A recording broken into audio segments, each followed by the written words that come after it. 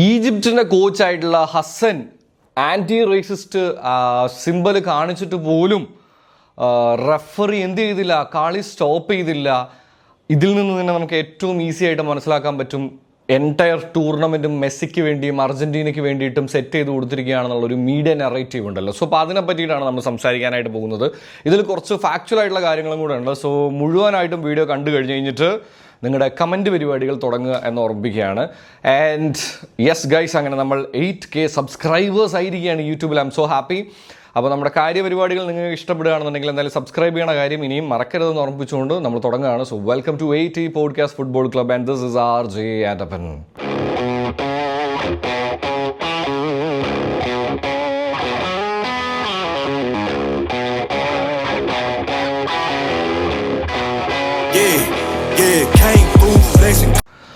ആദ്യം തന്നെ പറയാനായിട്ടുള്ളൊരു കാര്യം എന്ന് പറയുന്നത്, ഒരുപാട് അലിഗേഷൻസ് ആണ് ഈ പറയുന്ന പോലെ തന്നെ അർജന്റീനയ്ക്കെതിരെയും മെസ്സിക്കെതിരെയും ഒക്കെ വന്നുകൊണ്ടിരിക്കുന്നത്. ഇപ്പോൾ പുതിയൊരു നെറേറ്റീവും കൂടെ വന്നിട്ടുണ്ട്. അതായത് സംഭവം മെസ്സി അടിപൊളിയാണ്, പക്ഷെ മെസ്സിയുടെ ഈ അടിപൊളിയായിട്ടുള്ള കാര്യങ്ങളെല്ലാം നശിപ്പിക്കുന്നത് ഇതുപോലുള്ള റെഫറിങ് ഡിസിഷൻസും ഫെഡറേഷൻ്റെ അനുകൂലമായിട്ടുള്ള നിലപാടുകളും അല്ലേ എന്നാണ് പല ഫാൻസിൻ്റെയും സംശയം. ആൻഡ് ഇപ്പോൾ ഒരുപാട് ചാനൽ ചർച്ചകളിൽ പോലും ഈ പറയുന്ന പോലെ തന്നെ ആൻറ്റി റേസിസ്റ്റ് സിമ്പൽ കാണിച്ചിട്ട് എന്തുകൊണ്ടാണ് ഈ പറയുന്നത് പോലെ കളി സ്റ്റോപ്പ് ചെയ്യാതിരുന്നത്, അത് റൂളിൽ ഇരിക്കുന്ന സാധനമല്ലേ, ഫിഫ എന്തിനാ പിന്നെ ആൻറ്റി റേസിസ്റ്റ് ഈ പറയുന്ന പോലെ തന്നെ റൂൾസും കാര്യങ്ങളും എല്ലാം കൊണ്ടുവന്നത് എന്നൊക്കെയുള്ള ചോദ്യങ്ങളുണ്ട്. ഇതിൽ ആദ്യം നമ്മൾ മനസ്സിലാക്കേണ്ട ഒരു കാര്യം എന്ന് പറയുന്നത്, ഞാനൊരു കാര്യം പറയുന്നു, ഇത് ശരിയാണോ തെറ്റാണോ എന്ന് നിങ്ങൾക്ക് ക്രോസ് ചെക്ക് ചെയ്യാൻ നമ്മുടെ ബുദ്ധി മാത്രമല്ല, സ്വാഭാവികമായിട്ടും നമ്മൾ ഫീഡ് ചെയ്ത് വെച്ചിരിക്കുന്നത് നമുക്ക് ഇഷ്ടമുള്ള കാര്യങ്ങളായിരിക്കും കൂടുതൽ. ഇത് മനസ്സിലാക്കാൻ നമുക്ക് ചെയ്യാൻ പറ്റുന്ന ഏറ്റവും ഈസി ആയിട്ടുള്ള കാര്യം എന്ന് പറയുന്നത് ഗൂഗിൾ തന്നെയാണ്. ഗൂഗിളിൽ എടുത്തിട്ട് നിങ്ങൾക്ക് നോക്കാം. ഇനി അല്ലാന്നുണ്ടെങ്കിൽ എന്തോരം AI റിലേറ്റഡ് ആയിട്ടുള്ള ഈ പറയുന്നത് പോലുള്ള അപ്ലിക്കേഷൻസ് ഉണ്ട്. അത് വെച്ചിട്ട് നിങ്ങൾക്ക് ഇതിൻ്റെ കാര്യങ്ങളെ ഇൻഫർമേഷൻസ് എല്ലാം കാണാൻ പറ്റില്ല. അപ്പോൾ നമ്മളെന്തിനാ ഇത് പ്രസൻറ്റ് ചെയ്യുന്നത് എന്നുള്ളൊരു ചോദ്യം ചോദിക്കാം. അത് ഇപ്പോൾ നിങ്ങളുടെ ഇഷ്ടമാണ്. ഇപ്പോൾ എല്ലാ കാര്യങ്ങളും ഇപ്പോൾ പലരും കാണുന്നത് വെച്ചിട്ടാണല്ലോ നമ്മൾ നോക്കുക. ഇപ്പോൾ എൻ്റെ മുമ്പിലേക്ക് വരുന്നൊരു കാര്യത്തെ ഞാൻ പല രീതിയിലും ക്രോസ് ചെക്ക് ചെയ്യാറുണ്ട്. ഇപ്പോൾ ഗൂഗിളിൽ ജസ്റ്റ് ഇപ്പോൾ നമ്മളൊരു ടോപ്പിക് സെർച്ച് ചെയ്തെന്ന് വിചാരിക്കുക. അപ്പോൾ എന്താ പറയുക, ഓക്കെ മെസ്സി അല്ലെ ഹൂ ഇസ് ഗോട്ട് എന്ന് പറയുന്ന സാധനം നോക്കുകയാണ്. അപ്പോൾ അതിലെ ആദ്യത്തെ പേജ് മാത്രം നോക്കി ഞാനൊരു തീരുമാനത്തിലേക്ക് എത്തുകയാണെന്നുണ്ടെങ്കിൽ ദാറ്റ് ഇസ് മൈ അതെൻ്റെ ലിമിറ്റേഷനാണ്. കാരണം എനിക്ക് ഒരു സാധനത്തെക്കുറിച്ച് സെർച്ച് ചെയ്ത് കഴിഞ്ഞാൽ 10,000, 10,000, 20,000 പേജുകൾ ഇതിനെപ്പറ്റിയുള്ള ആർട്ടിക്കിൾസ് ഒക്കെ വരാറുള്ള ഒരു സ്ഥലത്ത് എന്തുകൊണ്ട് അതിനെപ്പറ്റി ബാക്കി നമുക്ക് നോക്കിക്കൂടാ. ഞാനിത് ഒരു ചെറിയൊരു എക്സാമ്പിൾ പോലെ പറഞ്ഞെന്നുള്ളൂ കേട്ടോ. ഇനിയിപ്പോൾ അത് എടുത്തിട്ട് ഓക്കെ എങ്ങനെയാണല്ലേ എന്നല്ല. ഇപ്പോൾ ഒരു ഇൻസിഡൻറ്റ് ഉണ്ടായിക്കഴിഞ്ഞാൽ അതിനെ റിലേറ്റ് ചെയ്തിട്ടുള്ള ഈ പറയുന്ന പോലെ തന്നെ എന്താണ്, ഒത്തിരി ആർട്ടിക്കിൾസ് നമുക്ക് നെറ്റിൽ അവൈലബിൾ ആയിരിക്കും. ഇതിൻ്റെ ഫാക്ട് ചെക്ക് ചെയ്യാൻ പോലും നമുക്കിന്ന് സോഴ്സസ് ഉള്ളൊരു കാലഘട്ടത്തിൽ നമ്മൾ ഇങ്ങനത്തെ ന്യൂസുകളൊക്കെ പടച്ചു വിടുക എന്ന് പറയുന്നത് ശരിക്കും മോശമായിട്ടുള്ളൊരു കാര്യമായിട്ടാണ് പേഴ്സണലി എനിക്ക് തോന്നുന്നത്. ഇത് ഞാൻ എടുത്ത് പറയാനുള്ളൊരു കാര്യം എന്ന് പറയുന്നത്, മറ്റ് സംഭവങ്ങളുണ്ടല്ലോ, അതായത് ഗെയിമിലുണ്ടായിട്ടുള്ള ഇൻസിഡൻസിനെ കുറിച്ച് എന്തായാലും റെഫറിമാരുടെ പ്രസിഡന്റ് തന്നെ വന്ന് അതിനകത്തൊരു ക്ലാരിറ്റി തന്നിട്ടുണ്ട് എന്നുള്ളതാണ്. On ground decision makings are on ground decision making, അല്ലെങ്കിൽ ഓൺ ഗ്രൗണ്ട് ഡിസിഷൻസ്. സോ അപ്പോൾ അതിൽ നമുക്ക് വേറെ വലിയ വായ്ത്താളത്തിൻ്റെ ആവശ്യമൊന്നുമില്ല. അതിനിപ്പോൾ ഫിഫ പ്രസിഡന്റിന് പോലും ഇടപെടാൻ പറ്റില്ല എന്നുള്ള കാര്യങ്ങളെല്ലാം പുള്ളിക്കാരൻ നല്ല നീറ്റ് ആൻഡ് ക്ലീൻ ആയിട്ട് വന്ന് പറഞ്ഞിട്ട് പോയി. പക്ഷെ അപ്പോഴും വീണ്ടും എല്ലാവരുടെയും പ്രശ്നം ഈ ആൻറ്റി റേസിസ്റ്റ് സിമ്പൽ കാണിച്ചിട്ട് എന്തുകൊണ്ട് കളി നിർത്തിയില്ല, ഇതൊരു സംശയമാണ്.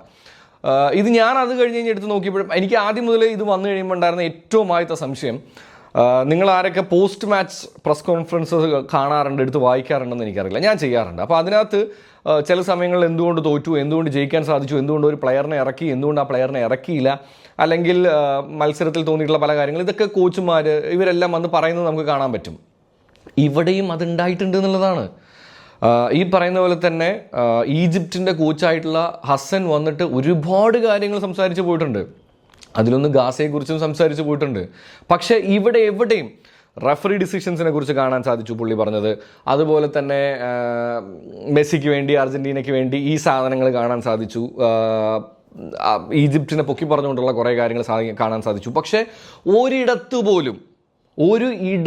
പോലും ചെറിയ രീതിയിൽ പോലും പുള്ളിക്കാരൻ എന്ത് പറഞ്ഞിട്ടില്ല, റേസിസ്റ്റായിട്ട് അബ്യൂസ് ചെയ്യപ്പെട്ടു എന്നുള്ള കാര്യം പുള്ളിക്കാരൻ എവിടെയും പറഞ്ഞിട്ടില്ല എന്നുള്ളതാണ്. പിന്നെ ചിലർ പറയുന്ന ചില ക്ലിപ്പുകളെല്ലാം കാണിക്കുന്നുണ്ട്, ചില ഫ്ലാഗ് കാണിച്ച് കോച്ചിനെ ട്രിഗർ ചെയ്തു, അപ്പോൾ കോച്ച് തിരിച്ചെന്തൊക്കെയോ പറഞ്ഞു എന്നൊക്കെ പറഞ്ഞുള്ള സാധനങ്ങൾ. പക്ഷേ ഒരു പോസ്റ്റ് മാച്ച് കോൺഫറൻസിൽ വന്നിരുന്ന് സംസാരിക്കുന്ന ഈജിപ്തിൻ്റെ കോച്ചിന് ഒരു റേസിസ്റ്റ് അബ്യൂസ് ഉണ്ടായിട്ട് അത് വിളിച്ചു പറയാനുള്ള ധൈര്യമില്ല എന്ന് നിങ്ങൾ വിശ്വസിക്കുന്നുണ്ടോ? എനിക്ക് തോന്നുന്നില്ല. പിന്നെ ഇനി ഇതിൽ ഞാൻ ഫാക്ച്വൽ ആയിട്ടുള്ളൊരു കാര്യമുണ്ട് എന്ന് പറഞ്ഞത് മേ ബി പ്രസ് കോൺഫറൻസിൽ പറയാൻ വിട്ടുപോയതായിരിക്കാം എന്നായിരിക്കും നിങ്ങളുടെ വാദം. പക്ഷെ അവിടെ ഒരു വേറെ വലിയ പ്രശ്നമുണ്ട്. ഇത് കഴിഞ്ഞ് കഴിഞ്ഞിട്ട് ഈജിപ്റ്റ് ഒഫീഷ്യലായിട്ട് ഈജിപ്തിൻ്റെ ഫുട്ബോൾ ഫെഡറേഷൻ എന്ത് ചെയ്തിട്ടുണ്ട്? ഒരു കംപ്ലയിൻറ്റ് രജിസ്റ്റർ ചെയ്തിട്ടുണ്ട് ഈ മാച്ചിനെ കുറിച്ചും റഫറി ഡിസിഷൻസിനെ കുറിച്ചും മറ്റു കാര്യങ്ങളെക്കുറിച്ചും. അതിൽ ഒരുപാട് കാര്യങ്ങൾ സംസാരിച്ച് പോയതിൽ സംസാരിക്കാത്ത വിഷയം എന്ന് പറയുന്നത് റേസിസ്റ്റ് ആയിട്ടുള്ള അബ്യൂസ് നേരിട്ടിട്ടില്ല എന്നുള്ളതാണ്. അപ്പോൾ പിന്നെ ഒരു പ്രസിന് മുമ്പിൽ അഡ്രസ്സ് ചെയ്യാത്ത കാര്യം, ഫെഡറേഷൻ ഈ പറയുന്നത് പോലെ തന്നെ ഫിഫയ്ക്ക് മുമ്പിൽ കംപ്ലയിൻറ്റുകൾ വെച്ചിട്ട് ഇല്ലാത്തൊരു കാര്യം നമ്മൾ എങ്ങനെ പറയും അതങ്ങനെ സംഭവിച്ചു എന്നുള്ളത്? അത് വെറും അലിഗേഷൻ മാത്രമായി മാറിയില്ലേ? ഇനി നാളെ ഹസൻ വന്ന് പറയുകയാണെന്നുണ്ടെങ്കിൽ അപ്പോഴാണ് നമുക്കിതിനെ ശരിവെക്കാൻ പറ്റുക എന്നുള്ളതാണ്. കാരണം പുള്ളിക്കുണ്ടായ എല്ലാ അവസരങ്ങളും പുള്ളിയിൽ ഇതിലൊന്നും പറഞ്ഞിട്ടില്ല. ഇതൊന്നും പറയാതെ നമുക്കിതെങ്ങനെ പറയാൻ പറ്റും ഇതൊക്കെ സംഭവിച്ചു എന്നുള്ളത്? ഇതൊക്കെ എന്തിനാണെന്നറിയോ? ഇവിടെയാണ് ഞാൻ എൻ്റെ റീലിലും പറഞ്ഞുള്ളൊരു കാര്യം ഞാൻ വീണ്ടും എടുത്ത് പറയുകയാണ്. കാര്യം എന്താണെന്ന് വെച്ച് കഴിഞ്ഞാൽ മെസ്സി അർജൻറ്റീന ആ ഒരു 15 മിനിറ്റ് അതിലുള്ള ഡിസിഷൻ, റെഫറി ഡിസിഷൻസ്, യെസ് അത് അവിടെ തന്നെ നിൽക്കാനുള്ളതാണ്. വലിയൊരു ഡിബേറ്റബിൾ ആയിട്ടുള്ള കാര്യം തന്നെയാണ്. നമ്മൾ അതിനെപ്പറ്റി കുറേ സംസാരിച്ചു. പക്ഷേ അപ്പോഴും ആ 15 മിനിറ്റിനെ അക്സെപ്റ്റ് ചെയ്യാൻ പറ്റാത്ത ആൾക്കാരുണ്ട് നമ്മുടെ ചുറ്റും. കാരണം അജാതി പെർഫോമൻസ് ആയിരുന്നു അർജൻറ്റീനയുടെ ആ 15 മിനിറ്റ് എന്നുള്ളതാണ്. കാരണം ഈജിപ്റ്റ് പ്ലാൻ ചെയ്ത് വന്ന് ഈജിപ്റ്റിന് ചെയ്യാൻ പറ്റുന്ന എല്ലാ കാര്യങ്ങളും ഈജിപ്റ്റ് അർജൻറ്റീനയ്ക്കെതിരെ 78 മിനിറ്റ് വരെ ചെയ്തു. പക്ഷെ അവിടെ നിന്ന് സ്കലോണിയുടെ ഒരു 2-3 സബ്സ്റ്റിറ്റ്യൂഷൻസ്, അതിനനുസരിച്ചുള്ള കാര്യങ്ങൾ പിന്നീട് അങ്ങോട്ടുണ്ടായതെന്ന് പറഞ്ഞു കഴിഞ്ഞാൽ that is called a champion mentality എന്നുള്ളതാണ്. അത് നമുക്ക് എവിടെ കാണാൻ പറ്റി? അർജൻറ്റീനയുടെ ആ 15 മിനിറ്റിൽ കാണാൻ പറ്റി. ഇത് അംഗീകരിച്ച് കൊടുക്കാൻ പറ്റാത്ത കുറേ പേരുണ്ട്. പിന്നെ ഓൾറെഡി നമ്മൾ അറിഞ്ഞതാണ്, ഈ പറയുന്ന പോലെ തന്നെ പുറത്തൊക്കെ PR ഏജൻസീസ് പൈസ കൊടുത്ത് മെസ്സിക്കെതിരെയും അർജൻറ്റീനയ്ക്കെതിരെയും റിഗ്ഡ് അല്ലെങ്കിൽ അൺഫെയർ ഡിസിഷൻസ് ഇതെല്ലാം മെസ്സിയുടെ പേരിലും അർജൻറ്റീനയുടെ പേരിലും ചാർത്താൻ വേണ്ടി ഒരുപാട് ശ്രമിച്ചുകൊണ്ടിരിക്കുന്നുണ്ടെന്നുള്ളത്. അത് വേറൊന്നിനും വേണ്ടിയല്ല, ഡീഫെയിം ചെയ്യുക എന്നുള്ളതാണ്. ഒരു മനുഷ്യൻ്റെ ഏറ്റവും നല്ല അച്ചീവ്മെൻറ്റിനെ നശിപ്പിക്കാൻ പറ്റുന്ന ഏറ്റവും സിമ്പിളായിട്ടുള്ള കാര്യം എങ്ങനെയാണെന്നറിയോ? ഡീഫെയിം ചെയ്യുക. അതായത് അവൻ നേടിയെടുത്തതെല്ലാം അവന് അർഹമായ കാര്യമല്ല എന്ന് പറഞ്ഞ് വെപ്പിച്ച് കഴിഞ്ഞ് കഴിഞ്ഞാൽ പിന്നെ അവൻ നേടിയതിനൊന്നും ഒരു വിലയില്ല. അവൻ നേടിയതിന് വിലയില്ല, അവൻ ചെയ്തതിന് വിലയില്ല, അവൻ എടുത്തുള്ള ഇത്രയും കാലത്തിൻ്റെ എഫേർട്ടിന് വിലയില്ല. ഈ സാധനങ്ങളെല്ലാം വരും. അതുകൊണ്ട് ഏറ്റവും ഈസിയായിട്ട് നമ്മുടെ കേരളത്തിൽ ഒരു ചെറിയ എക്സാമ്പിൾ പറയുകയാണെന്നുണ്ടെങ്കിൽ, ഇപ്പോൾ ഈ പൊളിറ്റീഷ്യൻസ്, ഇത് ഒരു വലിയ എക്സാമ്പിളായിട്ട് എടുക്കേണ്ട, പക്ഷെ എന്നാലും ഞാൻ പറയാണ്, പൊളിറ്റീഷ്യൻസ് തമ്മിൽ ഒരു പൊളിറ്റീഷ്യനെ ഈ പറയുന്ന പോലെ തന്നെ പൊളിറ്റിക്കലി ഫേസ് ചെയ്യാൻ പറ്റുന്നില്ല എന്നുണ്ടെങ്കിൽ ഞാൻ കണ്ടിട്ടുള്ള ഒരു കാര്യമാണ് ഉമ്മൻചാണ്ടിക്കെതിരെ ചെയ്തൊരു ഏറ്റവും സിമ്പിളായിട്ടുള്ള കാര്യം എന്ന് പറയുന്നത്, പുള്ളിക്കെതിരെ ഒരു അലിഗേഷൻ പുറപ്പിച്ചു വിട്ടു. അതും ഒരു പെണ്ണ് കേസ് ഡീഫെയിം ചെയ്തു. അവസാനം ആ കേസ് എന്തായി? ആ കേസിൽ കുറ്റവാളി ആരായി? ഉമ്മൻചാണ്ടിയാണോ? ഇല്ല. പക്ഷെ അത് മാക്സിമം അവരുടെ ടൂളായി ഉപയോഗിച്ച് നശിപ്പിക്കാവുന്നതിൻ്റെ മാക്സിമം അവർ നശിപ്പിച്ചു എന്നുള്ളതാണ്. ഇത് ഒരു ചെറിയൊരു എക്സാമ്പിളായിട്ട് മാത്രം കൺസിഡർ ചെയ്താൽ മതി, പെട്ടെന്ന് കിട്ടാൻ വേണ്ടിയിട്ട്. ഇനി അല്ലാന്നുണ്ടെങ്കിൽ നമ്മളിപ്പോൾ ഒരു പോയിന്റ് പറയുന്ന ഒരാളെ, ഈ പോയിന്റ് പറയുന്ന ഒരാളുടെ പോയിന്റ്സിന് നമുക്ക് അക്സെപ്റ്റ് ചെയ്യാൻ പറ്റില്ലെങ്കിൽ പിന്നെ നമ്മൾ ചെയ്യാൻ പറ്റുന്ന ഏറ്റവും അടിപൊളി പരിപാടി എന്താ? അവൻ ഇങ്ങനെയൊക്കെയാണ് എന്ന് പറഞ്ഞു വെക്കുക. അല്ലെങ്കിൽ അവനെന്ന് പറഞ്ഞു കഴിഞ്ഞാൽ അവൻ വെറും ഹെയ്റ്ററാണ് എന്ന ടാഗ് എടുത്ത് വെക്കുക. അപ്പോൾ പിന്നെ എന്തായി? അവൻ പറഞ്ഞ പോയിന്റിനേക്കാളും കൂടുതൽ അവൻ്റെ ക്യാരക്ടർ അവിടെ ഡിസ്കസ് ചെയ്യപ്പെടും എന്നുള്ളതാണ്. ഇതാണ് ഇവിടെ മുഴുവൻ സംസാരിച്ചുകൊണ്ടിരിക്കുന്നത്. അതായത് മെസ്സിയും അർജൻറ്റീനയും ചെയ്തിട്ടുള്ള അച്ചീവ്മെൻറ്റ് അവിടെ സംസാരിക്കപ്പെടാൻ പാടില്ല. പകരം ഈ റിഗ്ഡ്, റോബ്ഡ്, ഈ പറയുന്ന പോലെ തന്നെ unfair decision making, like referees decision making എല്ലാം ഫേവർ ചെയ്യുന്നത് അർജൻറ്റീനയ്ക്കാണെന്നുള്ള രീതിയിൽ പറഞ്ഞു വെച്ചാൽ എന്തായി? പിന്നെ ഈ പറയുന്ന അച്ചീവ്മെൻറ്റിന് ഒരു വിലയും ഇല്ലാതായി. സോ അതിന് പല കാര്യങ്ങളും എടുത്തിടുന്നുണ്ട്, പല കാര്യങ്ങളിലും ഡിസ്കസ് ചെയ്യുന്നുണ്ട്. എന്തായാലും ഞാനിപ്പോൾ നേരത്തെ പറഞ്ഞു വന്നൊരു വിഷയത്തിലേക്ക് വീണ്ടും വരികയാണ്.